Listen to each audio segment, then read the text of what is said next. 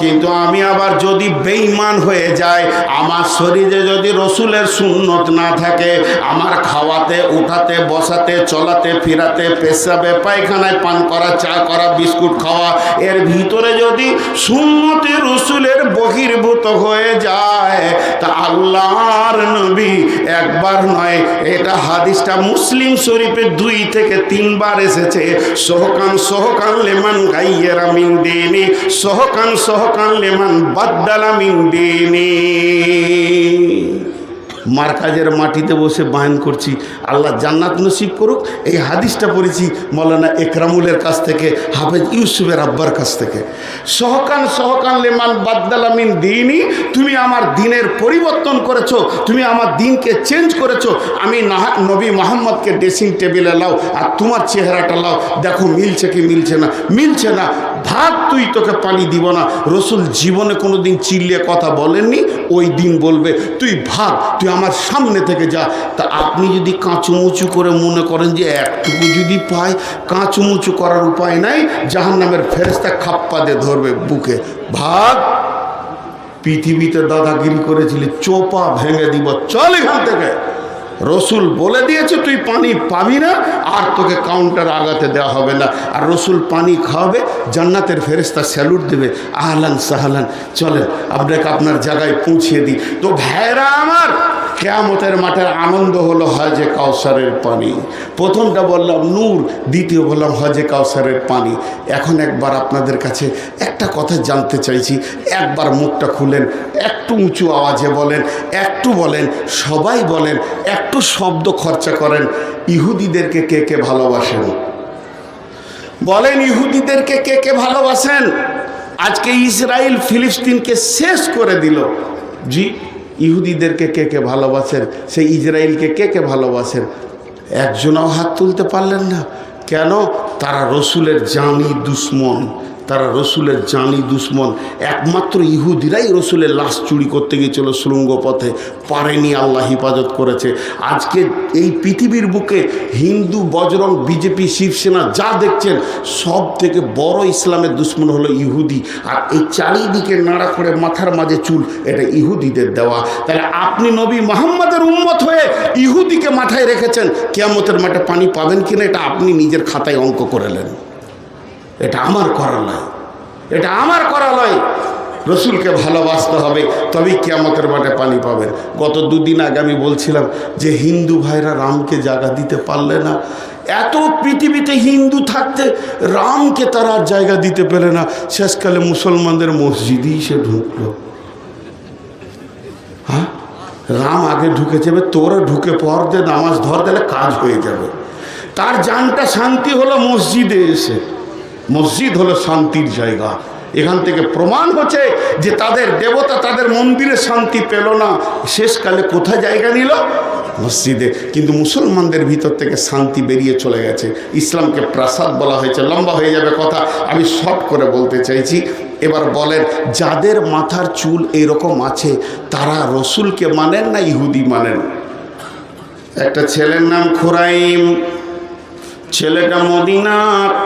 আল্লাহর নবী মসজিদে বসে বসে আলোচনা করছে, ওই টলার ওই ছেলেটা ভালো, ওই টেলার ওই ছেলেটা ভালো, ওই পাড়ার ওই ছেলেটা ভালো, বিহার পাড়ার ওই ছেলেটা ভালো, পাইকার পাড়ার ওই ছেলেটা ভালো, আর এলিজাবাদের ওই ছেলেটা ভালো।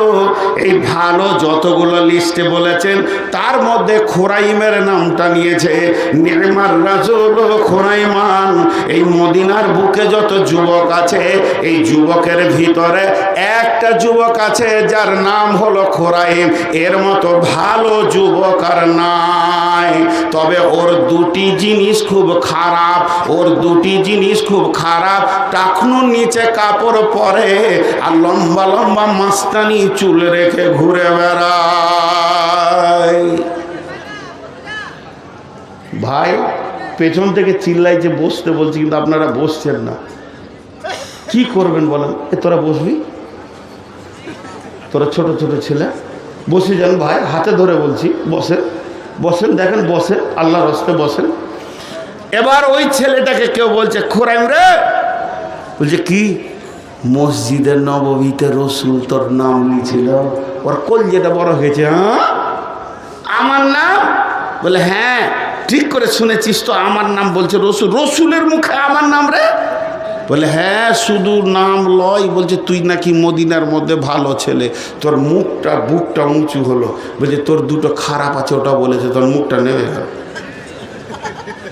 আমার আবার দুটো খারাপ কি আছে রে? বলছে তোর ওই মাথার চুলটা রসুল দেখতে পাচ্ছে না, আর পায়ে টাকুনি নিচে কাপড়।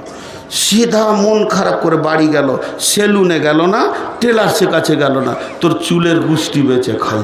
এমনি করে ধরছে আর কাটছে। আমার রসুল নারাজ, ওই চুল আমি রাখবো?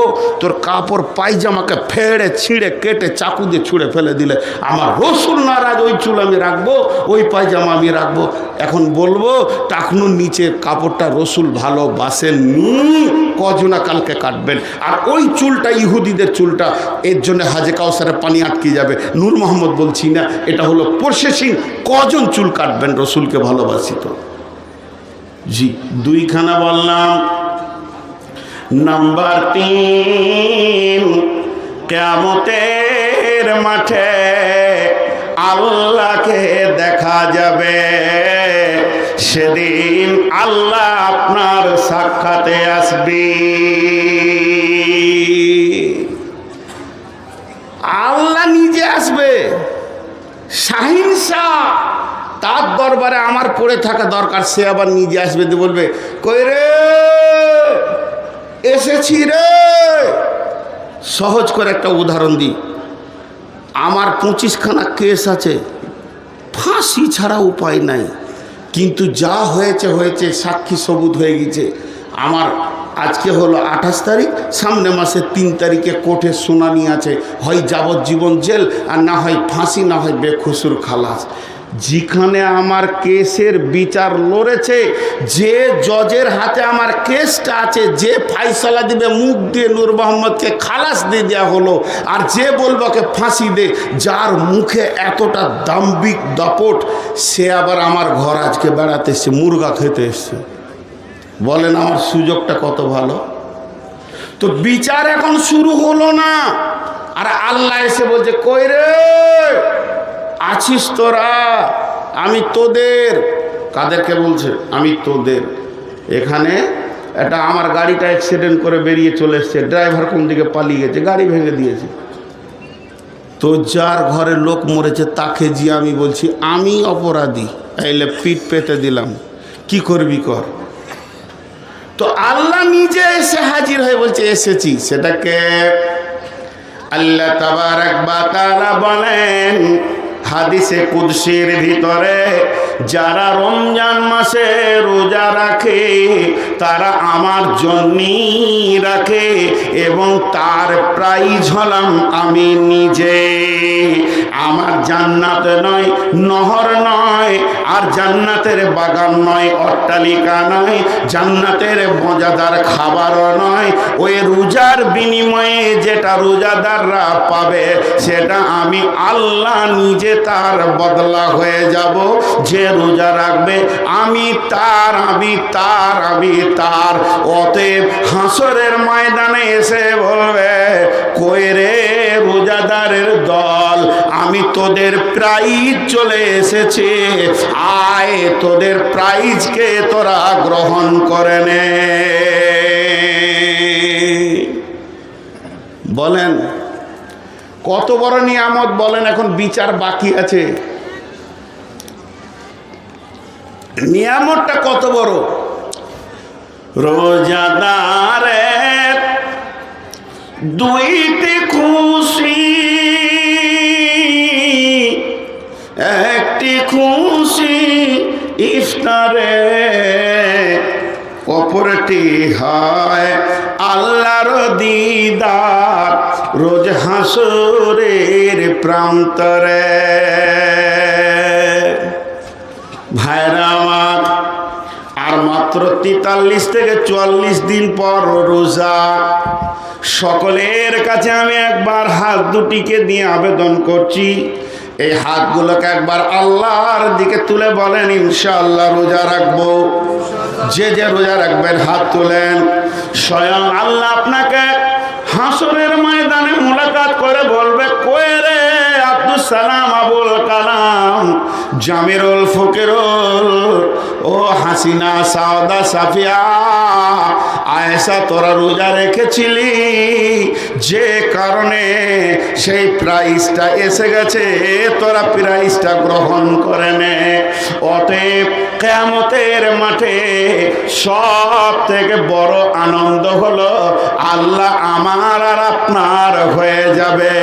এক নম্বরে হলো নূরের জ্যোতিতে সমস্ত আলোকিত হবে এবং সেই নূর নিয়ে পুলসেরাতে জান্নাতে যাবে।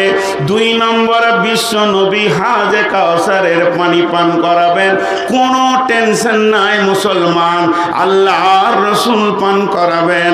আর তিন নম্বরে আল্লাহ নিজেই প্রাইজ হয়ে গিয়ে বলবে, হে আমার গোলাম আয় আয়, তোদের প্রাইজকে তোরা ভোগ করে নে।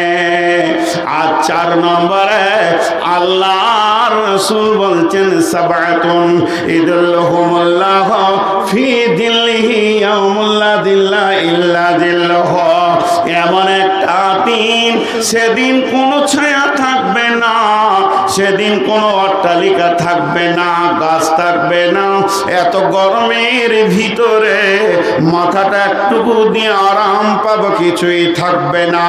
সেদিন থাকবে আল্লাহর রহমতের ছায়া, আল্লাহর রহমতের ছায়া, আল্লাহর রহমতের ছায়া। ওই ছায়াটাই হবে সান্ত্বনাদায়ক জায়গা। বৈশাখ মাসে কাঠ ফাটা রোড চলছে, মানুষ পানির জন্য ত্রাহি ত্রাহি করছে, আর একটা যদি এসি সুন্দর গোডাউন বানানো হয়, সোফা লাগিয়ে দেওয়া হয়, আনন্দ করা হয়, সারাদিন রোদে মানুষ পুড়বে, আর যে এসিতে থাকবে কিছুই বুঝতে পারবে না, ওইটা মানুষের তৈরি এসি। কিন্তু কিয়ামতের মাঠে আল্লাহর দয়ার ছায়াটা যে হবে বন্ধু, এটা এসি তো দূরের কথা, সময়টা কি করে পার হচ্ছে সেটাও বোঝা যাবে না।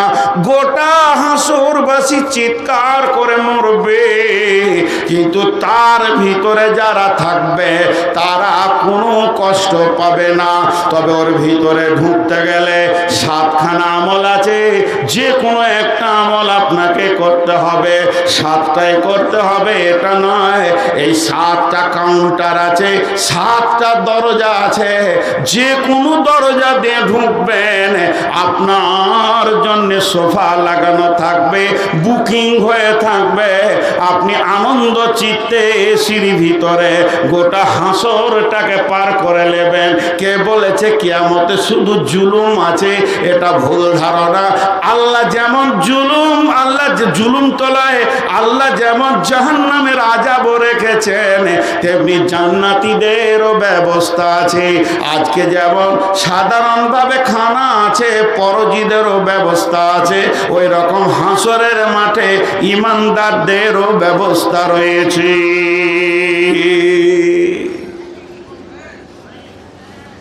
দেখেন, আমি আপনাদের সন্তান বক্তালয় আগে বলেছি, বক্তা আছে,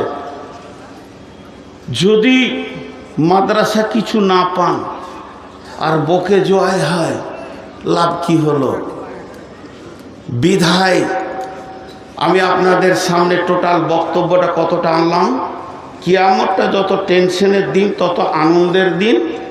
আনন্দটাকে দেখালাম, 4টা দেখানো হয়েছে, 5 নম্বর শুরু করেছি। 4টা নিয়ামত আছে আর একটা আনন্দ আছে, সেটা ডান হাতে সার্টিফিকেট নিয়ে লাভ হবে। আর হাজে কাউসার একটা আনন্দ, আল্লাহর দেওয়া নূরের তাজাল্লি একটা আনন্দ, আর আল্লাহর মোলাকাত হবে হাসরের ময়দানে, এটা অফুরন্ত আনন্দ, অফুরন্ত আনন্দ, এর শেষ সীমা নাই। আর 4 নম্বরটা যেটা দেখাচ্ছি, যে সেই কঠিন দিনে একটা এসি রুমের ব্যবস্থা আছে, এসি কাউন্টারের ব্যবস্থা আছে, সেখানে আমাদেরকে ঢুকতে হবে ইনশাআল্লাহ। কে কে সেখানে জায়গা পাবে আমি আপনাদেরকে বলবো, কোন কোন আমলে জায়গা পাবে। তার আগে কি আমি এটা দেখতে পারি না যে আমার এই আনোয়ারুল উলুম মাদ্রাসাকে একটা 50,000, একটা 1 লাখ, একটা 20,000, একটা 10,000 দেনেওয়ালা কেউ আছেন?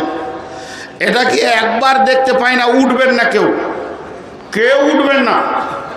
এখানে ফজরের নামাজ হবে না, ফজরের নামাজ মসজিদে হবে, পেচ্ছাপ লাগে ওখানেই ছেড়ে দেন, কিন্তু তারপরে উঠবেন না। যখন কালেকশন করব ওই সময় উঠা মানি আপনি আল্লাহর সঙ্গে ধোঁকাবাজি করছেন। কোনো আল্লাহর গোলাম আছেন 10,000 দেনেওয়ালা, একটা 10,000 20,000 দেনেওয়ালা আল্লাহর গোলাম একটাও আছেন? আমি 2-5টা দেখবো, তারপরে আবার ওই 7টা বলবো ইনশাল্লাহ। 7টা না বলা পর্যন্ত আমি পরবর্তী বক্তাকে চেয়ার দিব না ইনশাল্লাহ। ইনশাল্লাহ বলবো, গুনিয়েও দেব। যে একটা নাম কি আসবে না 10-20 হাজারের? এই এলাকায় কত মালদার রয়েছেন, কত ব্যবসায়ী রয়েছেন, জি কতজন রয়েছেন। আল্লাহ রাস্তায় একবার একজন হাত তুলে বলেন 10,000-এর কথা। জি, ইন্না লিল্লাহি ওয়া ইন্না ইলাইহি রাজিউন। দেখেন ইনি 10,000 বলছেন, তো ওটা তো কবুল হবে না। বিনা পণে কে বিয়ে করবে? 86 বছরের বুড়া হাত তুলে, চোখে কেউ বিটি দিবে? যে বিয়ে করবে বিনা পণে? আপনার কাছে 10,000 কেন এলো? আপনি নামটা লিখিয়ে দেন আপনার, আমি দিয়ে দেবো আপনার টাকাটা। ঘর থেকে লাগবে 10,000-এর কথা 10,000 ওলা বলবে। আপনারা রাজি ইনার কাছে 10,000-এ? বলেন রাজি? তাহলে বলেন আর কেউ আছেন? উনি দেবেন 10,000, নিব ইনশাল্লাহ। ওনার 1 টাকা দিলেও নিব, কিন্তু আমাদের আবদার আছে। হযরত ওসমান গনির ওপরে আবদার ছিল, যেমন রাসূলুল্লাহ সাল্লাল্লাহু আলাইহি ওয়াসাল্লামের এবং সাহাবীর আবদার করেছেন, তেমনি কিছু আবদারের লোক আছে এলাকায়। জি আছেন কেউ 10-20 দেনেওয়ালা? 10-20 দেনেওয়ালা কেউ আছেন? জি, তাহলে কি করে কি হবে? বকাই হলো, বকেই 7। আল্লাহ রসুল বলছেন 7 শ্রেণীর মধ্যে 1 নম্বর কাউন্টারটা বলছেন ইমামুন আদিলুন। পৃথিবীর বুকে যারা ন্যায় বিচার করেছে, অন্যায় বিচার করেনি, ন্যায় বিচার করেছে, তারা ওইখানে তার রিজার্ভেশন লেগে যাবে, সিট বুকিং হয়ে যাবে, সে সোফাতে থাকবে, আনন্দ করবে, কিয়ামতের কষ্ট বুঝবে না। 2 নম্বর বলা হলো শাবুন নাশা ফি ইবাদাতিল্লাহ, ওই যুবক যে যৌবন কালটা আল্লাহর রাস্তায় ব্যয় করেছে, আল্লাহর জন্য ব্যয় করেছে। 3 নম্বরে বলা হলো ওয়ারাজুলুন কালবুহু মুআল্লাকুন ফিল মাসাজিদে, ওই লোক যার অন্তর মসজিদে পড়ে আছে। এই 3টে কাউন্টার এখন খোলা হলো, এখনো 4টা কাউন্টার বন্ধ আছে। যারা মসজিদকে প্রেম করে, ভালোবাসে, দিলটা মসজিদে পড়ে থাকে, বডিটা নিয়ে মার্কেটে ঘুরে, এবং যৌবনকালে যে আল্লাহকে বেশি বেশি করে ডাকে, আর পৃথিবীর বুকে যারা ন্যায় বিচার করে, আল্লাহ তাবারক ওয়া তাআলা তার ওই রহমতের ছায়াতে বুকিং লাগিয়ে দেবে।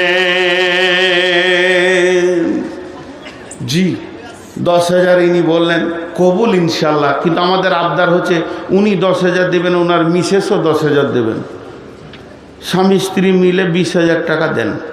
যদি আবদারটা রাখেন তো খুশি, না রাখলেও খুশি। ইনশাআল্লাহ কবুল করেছে। সকলে বলেন আলহামদুলিল্লাহ, জোরে বলেন আলহামদুলিল্লাহ। আল্লাহ ওনার জান মালে বরকত দান করুন, এবং সেহেতে কুল্লিয়া দান করুন, শেফায়ে কামিলা দান করুন, এবং আমলে হাসানা দান করুন। জি আর কেউ আছেন? কত আছে? 25,000 বনপাড়া শেয়ারটা 65 দিন কোম্পানি। বনপাড়া শেয়ারটা 65 দিন কোম্পানি। কত তোমাকে দিয়ে পাঠিয়েছে? এই শোনো, এই শোনো, হ্যাঁ 10,000। মাশাল্লাহ, কি নামটা ভুলে গেলাম, ডক্টর ফখরুল ইসলাম 10,000। আর এটা বনপাড়া শিহাবুদ্দিন কোম্পানি 25,000 টাকা দিয়েছেন। মাশাল্লাহ। তো যে পিয়নকে দিয়ে পাঠিয়েছে ও আবার ডিজিটাল, একবার দাঁড়াইছে না যে দাঁড়াও, একটা ফোন করে 25টাকে 30 করা যায় কি না, কিন্তু ওকে শিক্ষা দিয়ে পাঠিয়েছে দাঁড়াবি না, দিবি আর পালিয়ে আসবি। জি তো যাই হোক, আর কেউ আছেন 10? আচ্ছা এটা 20 হলো, কত? আপনার 10 না, একটু বাড়ান, একটু, আর 5, আচ্ছা 15। আচ্ছা চেয়ার কটা আগে শেষ হোক, তারপরে হেড মালানা আছে। হেড মালানা কাঁপছে ভাই যে কী হবে রে বাবা, কেন চেয়ারে বসলাম, ভেজাল করতে গেলাম। জি বলেন, আপনি কিছু বলেন। ওয়ান ফিকাল আয়ালিকা মিনা তাওলিক আহালের ব্যাপারে আছে। আপনি আপনার মানে এক ধার থেকে যখন শুরু হচ্ছে, মাশাআল্লাহ, উনি 5000 যথেষ্ট ইনশাআল্লাহ। দেখেন যেমন যার ইনকাম, তারপরে জি আপনাকে ছাড়া যাবে না। আপনি ভাবিয়েন না যে ছোট ফুলকিতে পারবেন, এতদিন চিনি না, এখন চিনছি। কত? 3 কে দিচ্ছে? আমার বাড়ি কৃষ্ণনগর। কৃষ্ণনগর বাড়ি হলে কি দান কম করতে হয় না? কৃষ্ণনগরকে আল্লাহর কাছ থেকে আর 2 দিয়ে 5 করে দেন, আর 2 দেন না, আছে পরে দেবেন, ফোন পেতে দিবেন। আচ্ছা থাক, কৃষ্ণনগর ভয়ে কাঁপতে লেগেছে, ভাড়া টাড়া শেষ হয়ে গেছে নাকি নিয়ে না নেবেন। আচ্ছা বলেন, আপনারটা শুরু করেন। জি বলেন। 10 মাশাআল্লাহ, 15 করেন। ও বেশ, তো 10 হলো। এরপরে সেক্রেটারি সাহেব 5 দিয়েছেন, আর 10 দিবেন। মাশাআল্লাহ, না আমার মুখ থেকে বেরিয়ে গেছে ভুল করে। দেখেন আপনার যে পেনশন তার হাফ দেন, যান, আমি আর গুণে দেখতে যাব না, দেন আল্লাহর রাস্তে। আপনি তো, আপনারা তো, আমরাই তো ধরে আছি। এরপরে সভাপতি সাহেব বললেন কিছু, একবারে না বলবেন না, তাহলে ওই দিকে লিখে সব বেরোতে লাগবে, এক কি হয়। আর তারপরে উনি জি যা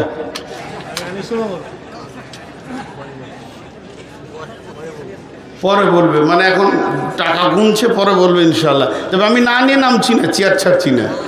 জি তাহলে এই কটা হলো। আর কে আছেন? জি আর কেউ আছেন? আল্লাহর গোলাম, আল্লাহর গোলাম, এই বস, আল্লাহ, এই মাদ্রাসার ছাত্ররা এসো, সব একসঙ্গে হয়ে ঢুকো। ব্যাগ আছে, ব্যাগ আছে, ব্যাগ নিয়ে এলো, একসাথে হয়ে 10 হাত দূরে দূরে একজন থাকো, একদম ওইখান থেকে। চাদর ধরলে অনেক লম্বা হয়ে যাবে। ব্যাগগুলো কই? ব্যাগগুলো নিয়ে এসো, দৌড়ে নিয়ে এসো, যাও। মাশাআল্লাহ, তাহলে আরশের কোটা কয়টা বলা হলো? কত আছে? 2 কোথা বাড়ি?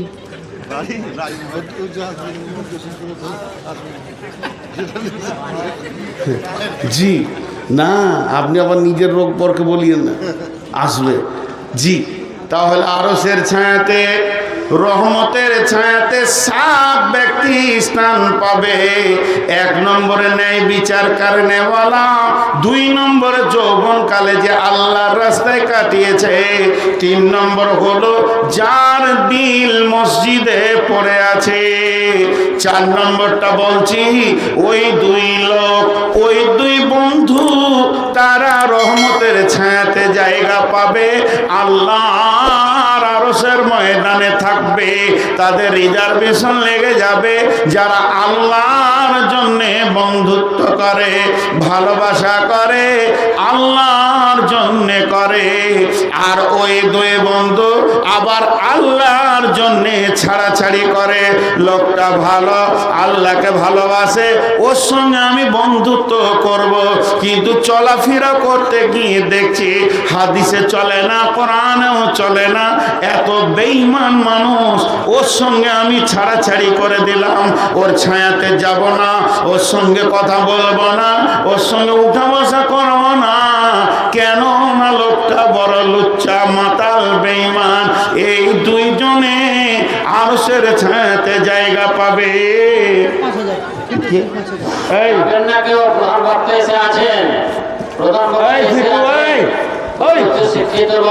ওকে ধরো তো,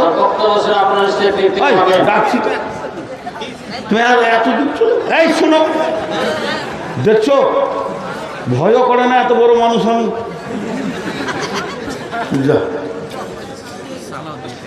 চল 10 হাত দূরে দূরে একজন মাইকটা ডাকার লেগে না 10 হাত দূরে দূরে ওখানে কি করবি আরে আর কই রে ছেলে পিলারা ঢোক না রে বাপ